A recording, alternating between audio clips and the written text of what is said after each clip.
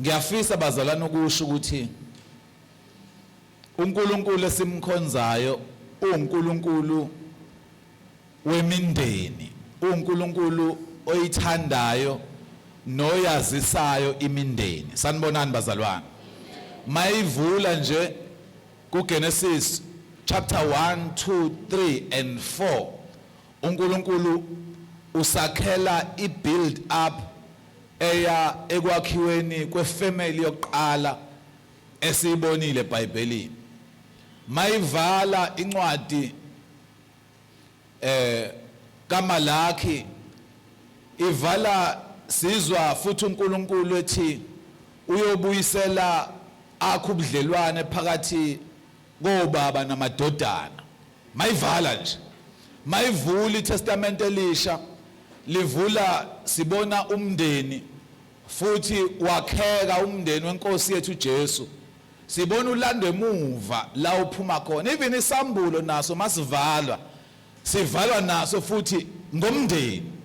Nikhona bazalwane. Ngoba uNkulunkulu esimkhonzayo uNkulunkulu oyazisayo imndeni.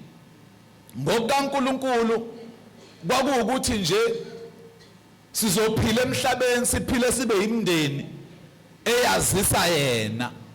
Wona ke umuntu end up uNkulunkulu ewuhlakaza kwawona lo mndeni awuqalile. Kodwa namhlanje ngiyathanda ukuthi siphinde sibheke kulesi sikhathi sami esifishane nginaso le ndaba yemndeni noNkulunkulu. Ngiyacela sithembile ungifundele Izenzo chapter 10, ungifundele uverse 1 and 2. Kwakukhona eKhasaria indoda ethile egama layo linguKhoneliyo, eyinduna yekhulu yebutho elithiwa elase-Ithaliya. Wayengumuntu okholwayo nowesaba uNkulunkulu kanye nendlu yakhe yonke. Abela abantu abampofu izipho eziningi, ekhuleka kuNkulunkulu njalo njalo. Lithi iBhayibheli lo muntu ogama layo uKhoneliyo lithi wayeumuntu okholwayo futhi umuntu owesaba uNkulunkulu. Engicabanga ukuthi thina sonke njengoba sila singabantu abakholwayo. Sanibonani bazalwane. Thina sonke njengoba sila singabantu abakholwayo futhi abamesabayo uNkulunkulu. Isizathu sethu sokuba la ikona ukukholwa nokumesaba uNkulunkulu. But iBhayibheli liyaqhubeka kulomuntu lithi kanye nendlu yakhe yonke. Nginalento engiyibukayo la ukuthi uKhoneliyo wayekholwa esaba uNkulunkulu, hayi yena yedwa kodwa nendlu yakhe yonke. Nginalento ethi kuyisifiso sawo umuntu nomuntu okhona ophilayo ukuthi abe umuntu njengoba ekholwa esaba uNkulunkulu, ukungagcini ngaye kodwa nendlu yakhe yonke ikholwe. Sanibonani bazalwane.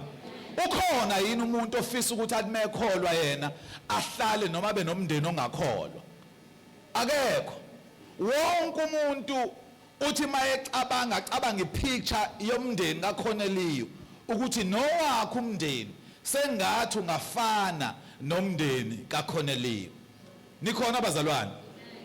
Lithi iBhayibheli umndeni wakhe naye uKhoneliyo wayabela abampofu izipho eziningi. Ngamanye amazwi uKhoneliyo nomndeni wakhe baba ama generous givers, babe abantu abanikelayo. Akulula ukuthi wena uqobo lakho njengoba uthi uyakholwa wesaba uNkulunkulu ube noma uraise umndeni okholwayo wesaba uNkulunkulu ungazenzi izinto ezinjenganalezi. Lithi iBhayibheli waye generous giver, babe abantu abanikelayo, abanikela ngokungakhathali. Enye yezinto ezizokwenza ukuthi umndeni wakho ukholelwe ilento okholelwa kuyo ukuthi wena uqobo lwakho ube umuntu onikelayo. Nikhona bazalwane. No ningangihlineli, indaba yami namhlanje ayikho ekunikeleni. Indaba yami kulomndeni okholwayo. Ngiyadlula nje la. Hallelujah. Ngibona phela sekukhona sebeqalile badla umlilo. Wakho indawo okumele So umuzi kaCornelius umuzi engicabanga ukuthi wonke umuntu angathanda ukuba nomndeni ofana nokaCornelius. Akagcinanga ke ngokuthi anikele nomndeni wakhe. Lithi iBhayibheli babekhuleka futhi. Babe abantu abakhulekayo. Umndeni wonke wawumndeni wabantu abakhulekayo. Ngiyakholwa ukuthi wonke umuntu umekhuleka unomkhuleko ukuthi umndeni wakhe ngathi ungafana nomndeni kaCornelius. Sanibonani bazalwane. uNkulunkulu esimkhonzayo uNkulunkulu oyiqale lento yomndeni wayiqala wadala abantu noma wadala umuntu. Uthi masenze abantu ngomfanekiso wethu. Inhloso kaNkulunkulu ngabantu ukuthi akwakhiwe umhlaba wonke kwande ama-families azogcwala umhlaba wonke abe ama-families abantu abanoNkulunkulu abathanda uNkulunkulu. Kodwa kwaqala ngefamily yethu yokuqala kaAdam noEva yona phambi kaNkulunkulu. uNkulunkulu wayiqala wayihlakaza lento. But impilo yonke yeBhayibheli isivezela uNkulunkulu efuna ukubuyisa ubudlelwane bakhe nomuntu. Nikhona abazalwane ukuze kubuyelwe ngendlela uNkulunkulu ayewudala ngayo umhlaba nabantu bakhe. So ngiyafisa sithembele ungifundele kuGenesis chapter 2. Ungiqalele nje from verse 21 uyivale ku verse 25. Ngifisa sibheke indaba kaNkulunkulu eyiqala le ndaba yokwakha imndeni. Verse 21. uJehova uNkulunkulu wamehlisela umuntu ubuthongo obunzima walala. Wayesethatha olunye lwezimbambo zakhe wavala indawo ngenyama. uJehova uNkulunkulu wakha owesifazane ngobambo abeluthathile kumuntu wamyisa kumuntu. Wayesethi umuntu lo useyithambo lamathambo ami nenyama yenyama yami. Uyakubizwa ngokuthi indodakazi ngokuba uthathwe endodeni. Ngalokho indoda iyakushiya uyise nonina inamathele kumkayo bayakuba nyamane. Babehambaze bobabili uAdam nomkakhe bengenamahloni. Ikhapuli yokuqala sibone eBhayibhelini ile kaAdam noEva elithi iBhayibheli uNkulunkulu walalisa uAdam wakhipha kuyena ubaba. Ngamanye amazwi process yokwakhiwa kwemndeni iprocess engaqali kubantu kodwa eqala kuNkulunkulu. Nikhona abazalwane ukwakhiwa nje kwemndeni aqali kubantu aqali ngathi kodwa kuqala kuNkulunkulu. uNkulunkulu othatha umuntu aphinda amakhele umuntu wakhe. Nikhona abazalwane. There is why uma abantu bebhizi emjolweni begxile emjolweni ubhizi umuntu ujola la kanti ubambo lakhe lula liyambuka nje. Bagcina bengahlangani nobambo lwakhe ngesizathu sokuthi ubhizi nalo engesiyena ubambo lwakhe. And ayivi mnandiki into engesiyona yakho. Nikhona abazalwane. Umuntu ugcina ehlelethe entshi emjolweni ehleli nomuntu okungeyena ehlukumeza lo okuyena. Kukhona abantu ekudileyeka imishado yabo kanti idileyiso ukuthi babhizi basasemjolweni. Mangase kuthi uyaphuma emjolweni ake uphuma mntaka baba musu uyabheka ukuthi angeke yini uzuhlangane nalo wakho wangempela. Uamen wena umncane. Nihleli khona yini bazalwane. So indaba kaAdam iqale kuNkulunkulu. KwaUnkulunkulu otshela uAdam ukuthi Adam sekuyisikhathi. Ngoba nasi isikhathi kubalekile ukuthi usebenze ngesikhathi sikaNkulunkulu. Bakhona abantu abahlanganayo kuubambo lwakhe langempela kodwa bahlangane ngesikhathi ekungesisona isikhathi sikaNkulunkulu. Konakale zonke izinto. Kahle kahle uMoses wayegcotshwe uNkulunkulu ekuzalweni kwakhe ukuthi uyokhipha abantwana bakwaIsrayeli ekuhluphekeni. Nikhona abazalwane. yayikuye lento ngaphakathi ifakwe uNkulunkulu. Kwavele kwenzakala iphutha nje uMoses at the age of 40 wavele wabona uMose kungesona njalo isikhathi wabona umGibhithe elwa nomHebheru kwavuka lento etshalwe uNkulunkulu kuye nikhona abazalwane wangena indaba engahlangene naye ngaleso sikhathi kanti sizomqhatha necebo likaNkulunkulu eyenza ukuthi agcine sebaleka esephoqelekile ukuthi abaleke asazi mhlawumbe uMose sasingekho isidingo sokuthi azafuduka abaleke eGibhithe kodwa ngesizathu sokuthi wayithola esexabene noFaro ngokubulala umGibhithe ngoba lento yokuvikela amaHebheru yayikuye ngaphakathi kodwa isikhathi kwakungesona. Even uJesu mefika emhlabeni ufika uyahamba wenza zonke imanga wenza izinto eziningi kodwa zonke lezi zinto kwabiza ukuthi akalindi isikhathi kuqala andukuba enze ama signs kuJesu ukuthi uzoba njani siqala ukuwabona very early empilweni yakhe. Even at the age of 12 simbone ehamba nabazali bakhe bathi bayabheka bathola abazali bakhe abasamboni lithi iBhayibheli uma behamba bemfuna bamfica ethempelini ehleli nezingweve ezibuza imibuzo. Already uJesu at the age of 12 uqala ukwenza iappearance yento ekufanele ukuthi ayenze at the age of 30. Nikhona abazalwane ayikho into ebalekile njengokuthi engathi ungahlangana nomaqondana wakho ngesikhathi esifanele.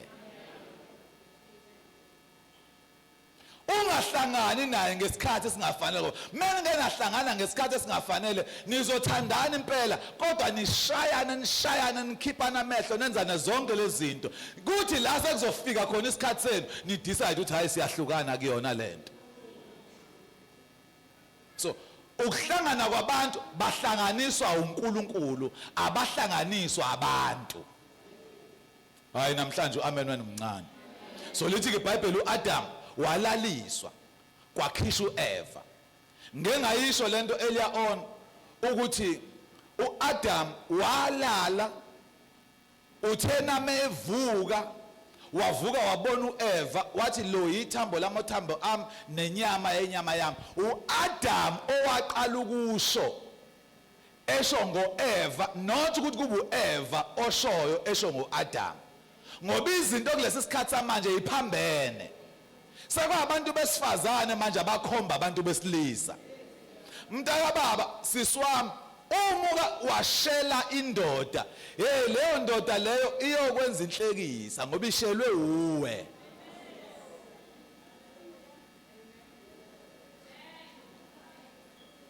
Awu bengithi ama single ladies azothi nje ngendlela angihlinele ngayo ngathi sesixabene kodwa ngiyiphinde lento ngithi akafuneki umuntu wesifazane ozibonelayo ubrother ngisho esontweni. Wena phila nje ube usister okholwayo osindisiwe ozenzela ivangeli oyiphilela ivangeli ubrother mhla uNkulunkulu wamvusa uyobona mawukuthi uwe. Emthandazweni wakho sister asimthandazeli ngisho ubrother asiwabizi ngisho amagama obrother ukuthi abakubheke.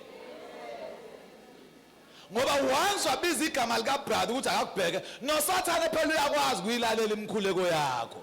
Uyokwenza ukuthi ubrother akubheke kodwa engasabhekiswa uNkulunkulu esebhekiswa yisitha. Mase wena uthi webomnge kade nganitshela uye useshilo.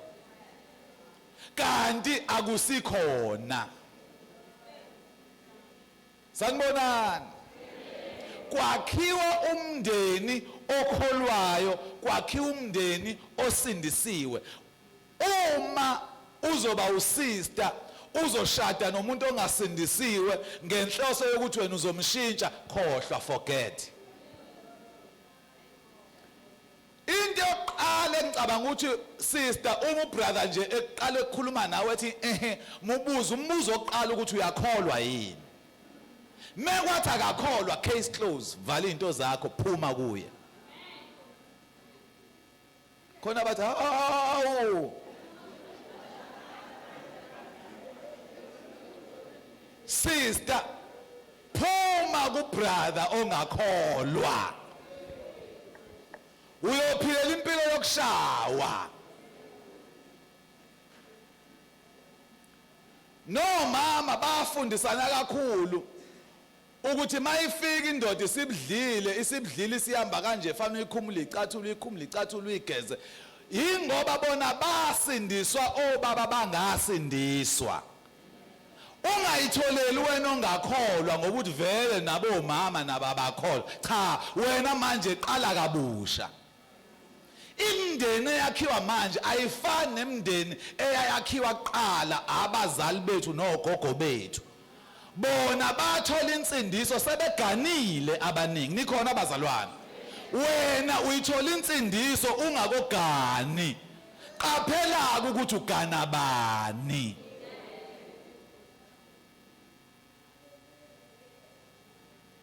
mase usindisiwe wakholwa nashada senikholwa senisindisiwe niya kulento yabaseKolose sithembile funde labaseKolose chapter 3 verse 18 to 20 sinendlela ekufanele siphile ngayo uma siyikhaphule esindisiwe asiphili noma kanjani asenzi noma yini uke wakhuluma omunye lapha ebesikhona izolo wathi hayi no akayenwa la esontweni kodwa inkulumo yakhe ibinhle kakhulu kodwa kune statement nje yashilo engingasizwanga kahle wathi noma ngabe lo wakho noma ngabe usuye eclubini hamba naye lo wangabona okay iphambana lapho asiqale ngisho ukuqala nje indaba yama club siyezwana bazalwane whether uhamba naye or uyamshiya asiqali nokuyiqala akuyona indaba yethu indaba yama club uamen ushiwe lawa badala kakhulu laba abancane abawusho amen ngithi ama club asiqali nokuyiqala indaba yama club thank you mfundele sithembile bafazi thobelani amadoda enu njengokufanele enkosini madoda thandani omngenu ningabacasukeli bantwana lalelani abazali benu ezintweni zonke ngokuba lokho kuyathandeka enkosini lo mndeni uPaulos asibhalela ngawo la ngiubona umndeni onobunkulunkulu umndeni la umama wakhona othobayo othobela ubaba wasekhaya nikhona abazalwane mase sikholwa sesindisiwe bomama abancane nabadala indoda iyathotshelwa awusekusho laba abancane kuphela manje amen kwenzakalani namhlanje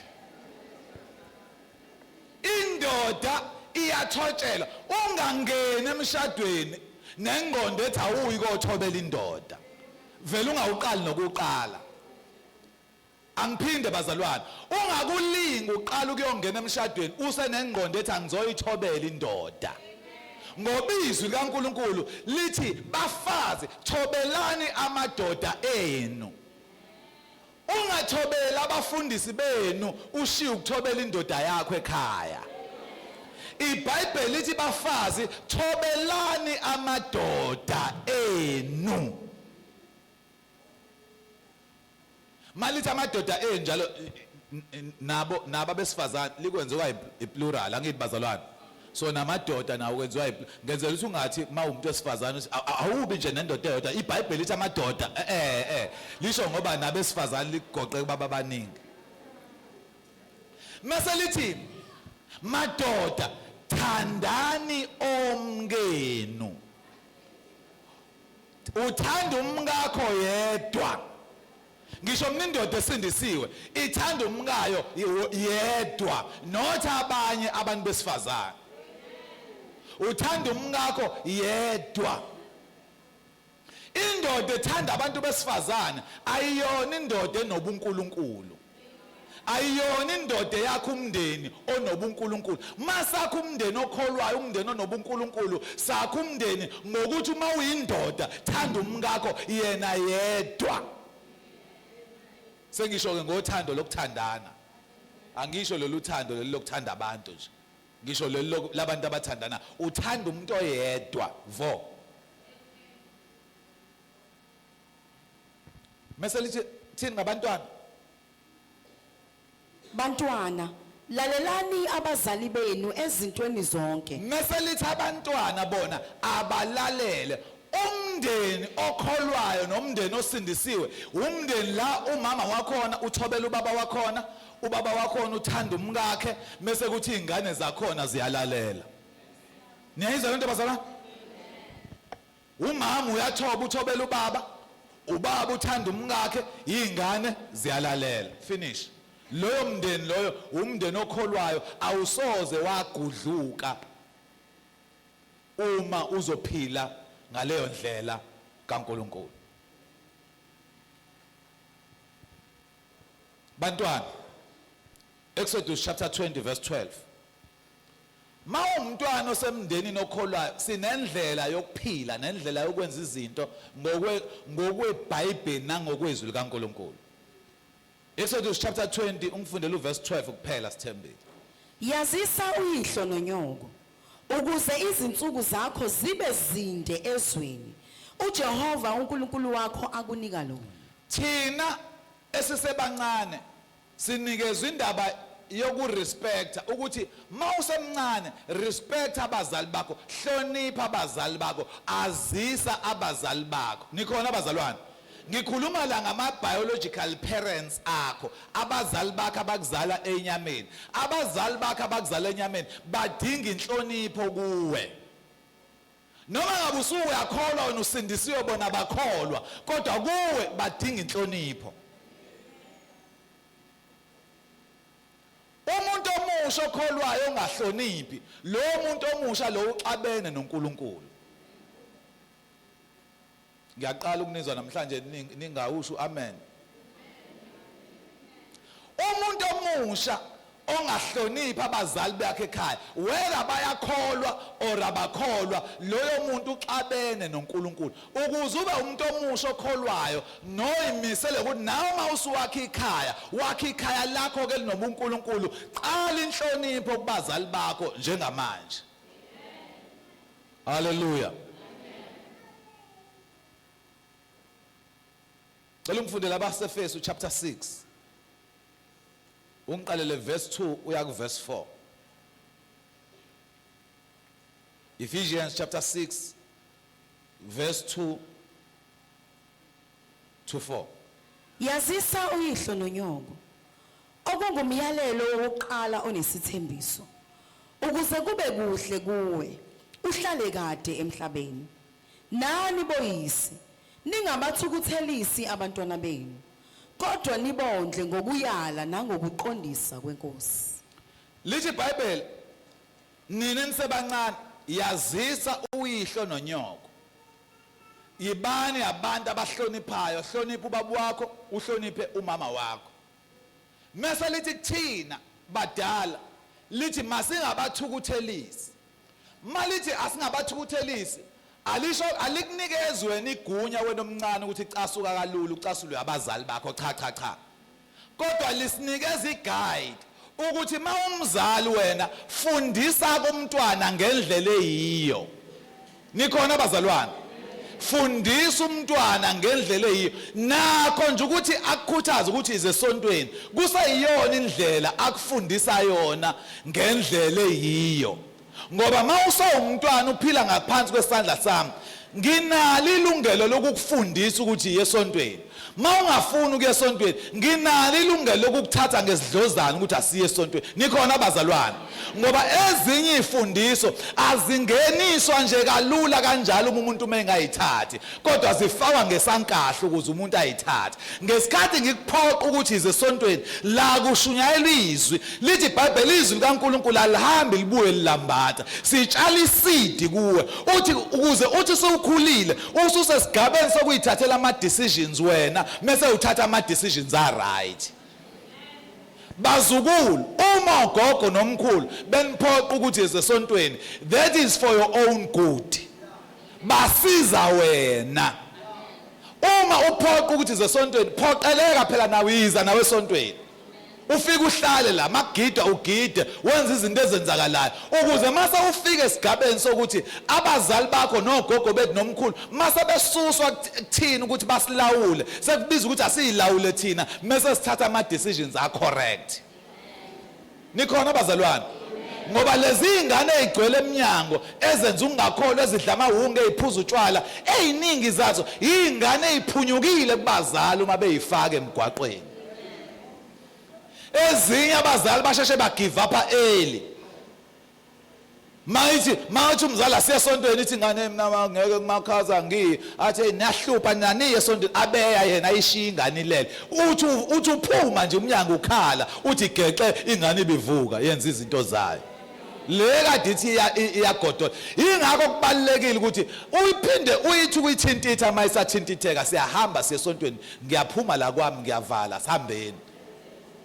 Mase ifike la izofika ihlale phansi idiniwe injalo sizofika thina siyithathe kahle senze lama teachings esiwenzayo izolalela. Into engiyithanda kakhulu angijwayele ukuzwa ngabadala ngijwayele ukuzwa ngalabo abancane ukuthi ba enjoy ama teachings masifundisa.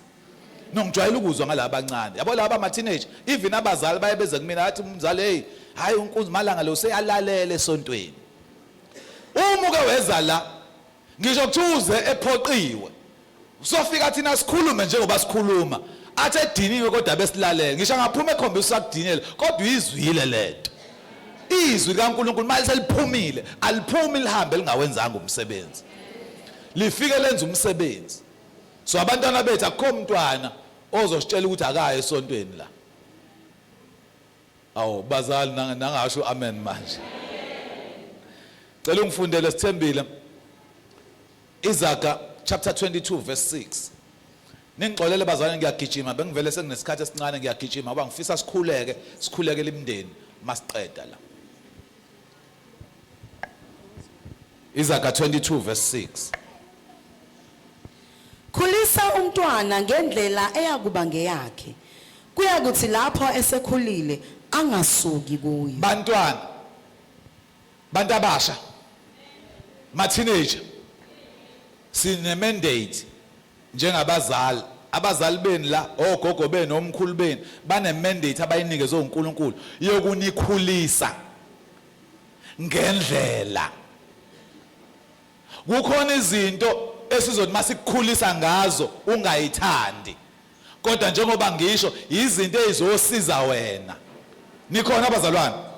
So uma umzali wakho efaka ivangeli kuwena elifaka into ezosiza wena ngenzeka njengamanje ungayiboni kodwa ngokuzayo uzoyibona ngoba abazali bethu abazophila inguna phakade kuzokhamba uNkulunkulu abasuse kithi kubiza ukuthi mayese abasusileke kithi wena usala ukwazi ukuyithathela isinqumo sakho.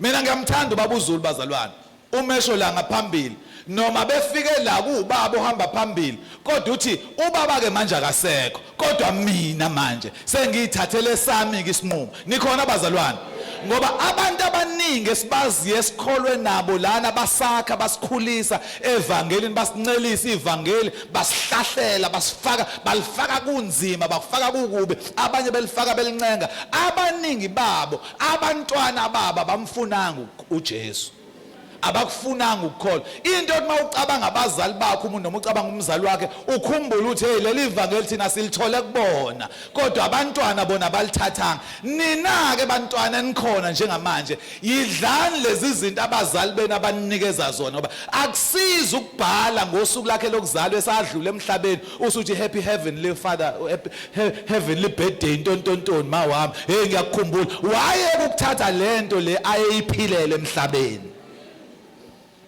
Nikhona abazalwane ukumkhumbula esengasekho uthi happy heavenly birthday ntontonto akusizi ngoba uyamazi yena ukuthi ubheke ezulwini la bheke khona wena uyapi ubhekephi.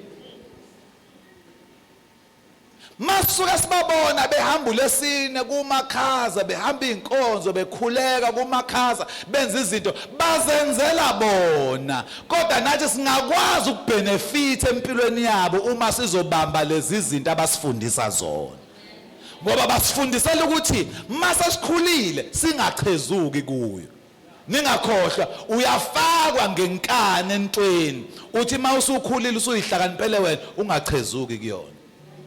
Ngaye nganixoxela mina ukuthi ngiqala nje ukusindiswa mangibuya nje eMlazi 1991 mangibuya nje ngafaka indaba yokukholwa ngafakwa ngenkani kwathiwa ngenkani uAntu wami umaka babumalunga lapha kaMakhuthi wayesho ngenkani ethi la ekhaya siye esontweni sonke la ekhaya siyakhonza sonke sikhonza ungafuni ukuthi khala kodwa lokho kufakwa ivangeli ngenkani sasienda apha thina sashumayela thina sewushumayela lento wayifakwa kuyona ngenkani ugcina usuyi-enjoy isikuwena ngaphakathi nikhona abazalwane into eyenza ukuthi mase ngihlakaniphile sekubizwa ngithatha i-decision ngiyithathela mina ngaya kubaba uZW ngathi ngifuna ukuya esontweni kusasa sengiyithathela mina ukubhabhadiswa kwami engakubhabhadiswa ngesikhathi ngikholiswa ngenkani ngathi sengiyithathele mina isinqumo ngathi ngicela ukuphinde ngingene emanzini why ngiphinda ingoba ngiyazi ukuthi ekuqaleni ngangithathe ngenkani ngangifakwe ngenkani kodwa manje sengiyikhethele mina ngifuna ukuthi noma empilweni yami ngiphila ngingabi nento ethi ngasindiswa ngenkani. Nikhona abazalwane? Hayi mina ngayifakwa ngenkani lento futhi ke mina ngangihlupha ngempela akekho umuntu kaMalungu wayehlupha njengami. Ngiyanixoxela nje nina akekho umuntu kaMalungu wayehlupha njengami. Ngafakwa lento ngenkani yangithoba lento yangithoba ngoba mina kwangazi nje ngahlezi kuliwa nje ngathi ngahlezi kuliwa nje ngathi singathola umuntu nje sizolwa naye silwe nje naye silwe yes ngathi singathola umuntu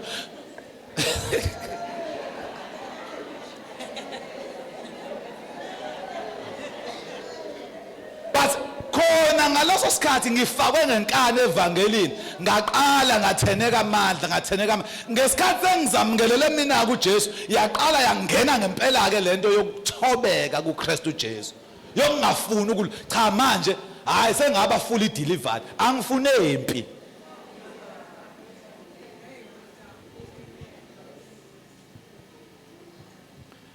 Hallelujah. Kodwa ngifike kanjani la awungifundela amaHubo 1:33 ungifundela uverse 1 wakhona amaHubo 1:33 verse 1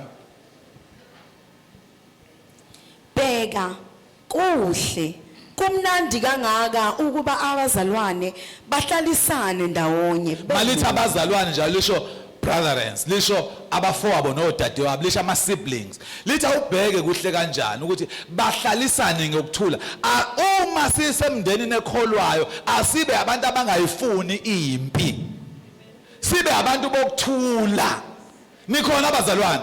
Le ndaba ukuthi abafowabo nodadewabo abazwani bahlezi bexabene ngaso sonke isikhathi asibe thina esikholwayo thina esindisiwe asilide by example. Abafowethu nodadewethu ngisho ngathi wabenzani kodwa wena bathande ulwela ukuthula emndenini.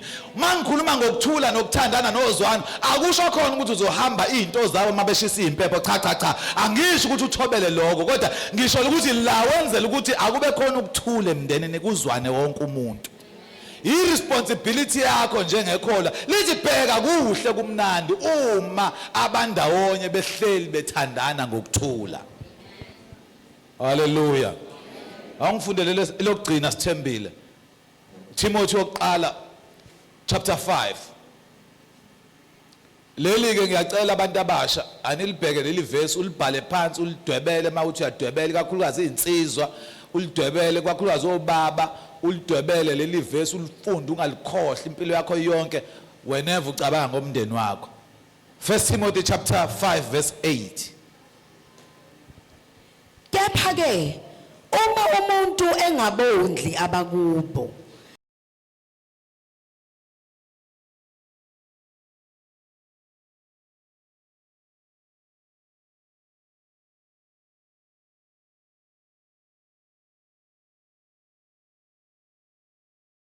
ondli abakubo meselithi kakhulu abakwakhe lithi iBhayibheli ukulahlile ukukholwa ngisho mina la umuntu osindisiwe othandazayo obhobhoza ngezilimi as long as ungondli lithi iBhayibheli zonke lezi zinto ozenzayo ukulahlile ukukholwa. Nikhona abazalwane? Umzalwane ongodli wenze njani? Ukulahlile ukukholwa. lithi iBhayibheli mumbi udlula umuntu ongakholwa. So uma ubaba osindisiwe o-raiser your godly family yiba ubaba owondlayo. Uma abantwana bakho ngisho kuthiwa ke wabazala ngaphandle abanye kodwa bondle lapho bekhona, ngoba kafuneki ubaba osindisiwe onabantwana ngaphandle kodwa angabondli, ngoba ethi akanasabelo nabo.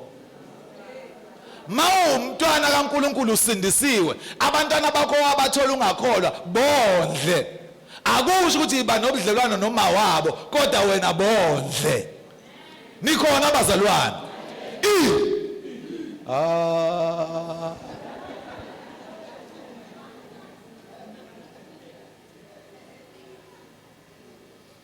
Bazalwane, namhlanje inhloso yami nale Sunday yanamhlanje ukuthi sizobheka le ndaba yemndeni. Inhloso enkulu ukukhulekela imndeni yethu. Nikhona abazalwane? Lithi zikaNkulunkulu uma ukukubi emehlweni enu ukumkhonza uJehova, khethani namuhla ukuthi ubani eniyakumkhonza. Uthi mina nendlu yami siyakumkhonza uJehova. Ngifisa abantu abalana namhlanje, whether wena wedwa okholwayo ekhaya kini, kodwa ngifisa uphume la uthi mina nendlu yami siza kumkhonza uJehova. Ubalanda abantu bakini abangakholwa, ubalande ngegama lika Jesu ukuthi naba bakholwa. Bazalwane, uma usindisiwe, unomndeni wakho usindisiwe wonke, ayizoba khona ingcabano ezibanga indaba yefaith. Uma nje usindisiwe, abafowenu basindisiwe, odadeni basindisiwe, akuzobanga indaba yokukholwa nanolodwa usuku. Akukho la kuzothiwa khona woza wena uzoshisa impepho ngoba niyakholwa nonke. Wena bayaxhugela ekukholweni kwabo noma bakholwa kahle, as long as bethi nje nabo bayakholwa basindisiwe, it's a win for you. Kuzosiza wena ngoba nizoba nempilo elula kakhulu kwi decision making yasekhaya kini. But once wayibandakanya emndenini womuntu ongakholwa, ngisho sekuthiwa wayogana kulo wamuzi, wazi kahle kamhlophe ukuthi umndeni wonke wakhona ukholwa nayo lensizwa lo oganana nayo kwayona uqobo layo ayikholwa. Azi ukuthi lapho you are setting yourself up for failure. Uma nje uthi nje inkinga yami baba ngiyamthanda, ngizonamqhubeka ngizokushadisa futhi ngempela, qhubeka shadana, ngiyese ngikutshela ukuthi ungakulinga uganane nomuntu ongakholwa. Umuntu okholwayo, whether owesilisa or owesifazane, at least uba nayo into emthobayo nemakhayo. It is true ukuthi ama-families amaningi anama-challenges amaningi ngendlela eyisimangaliso, kodwa kungcono mabe nama-challenges bese ekukholweni kunoma bengekho ekukholweni. Cela siphakameni simene ngey'nyawo.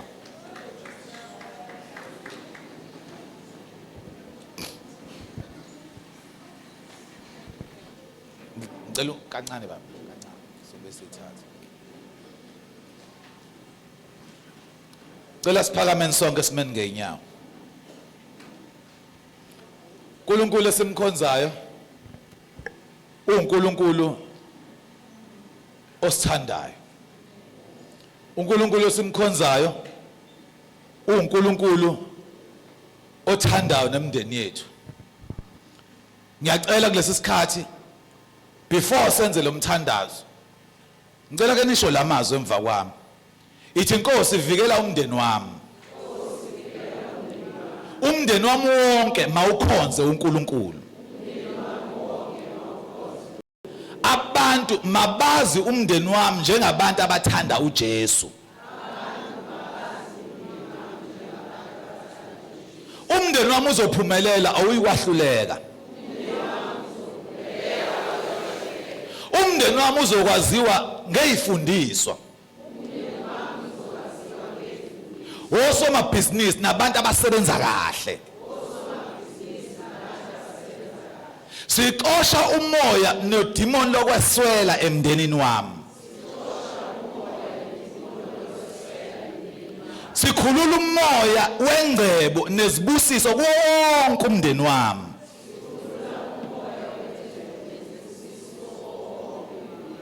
Umndeni wami uzopha ungaceli.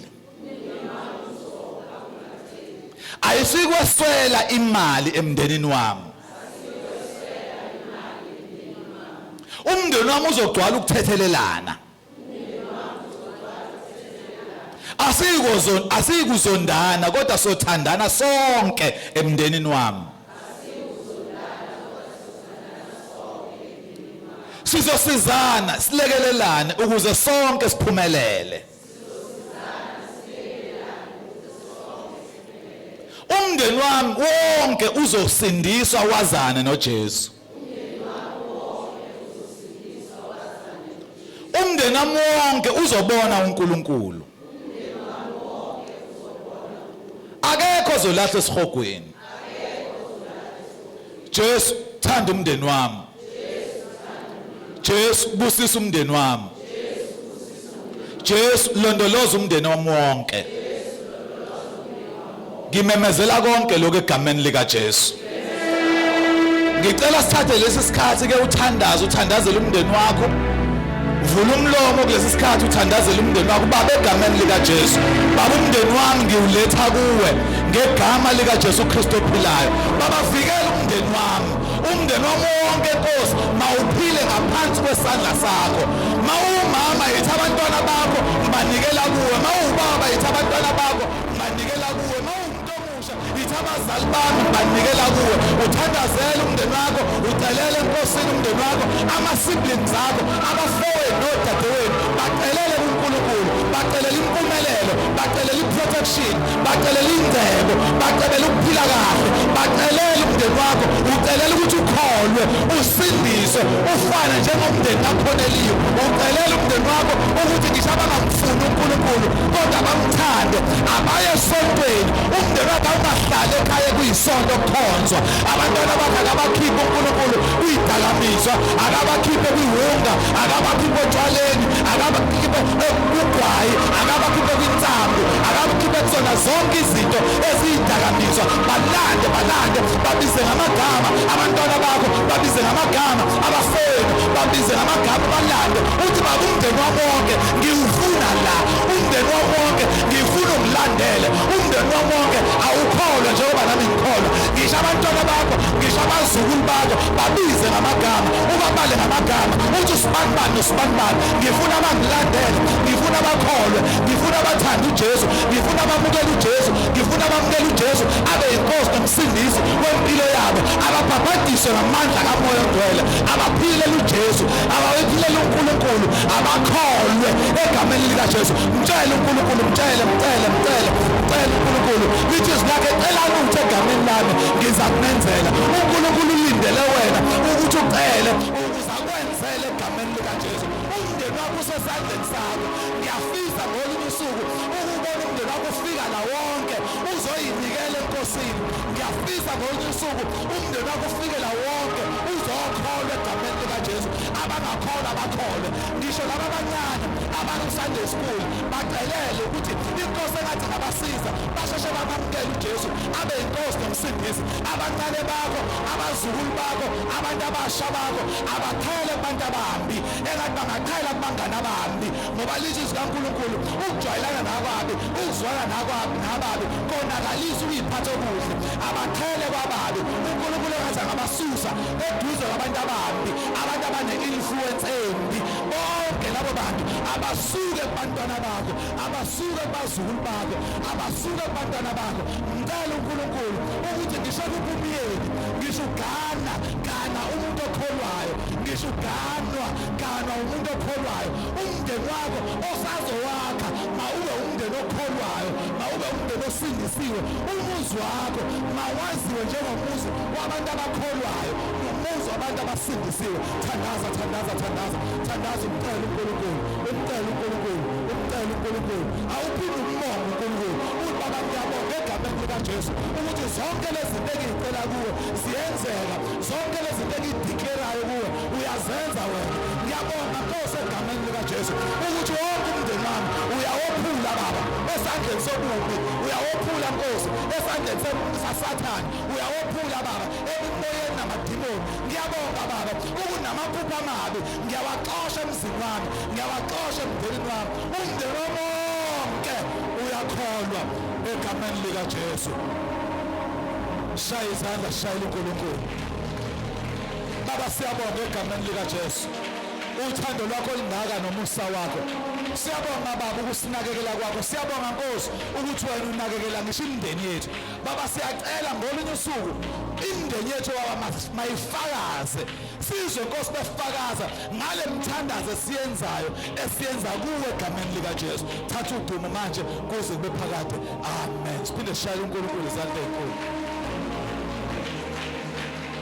Kodwa singahlukani bazalwane, ningalivulanga ithuba. Makhona khona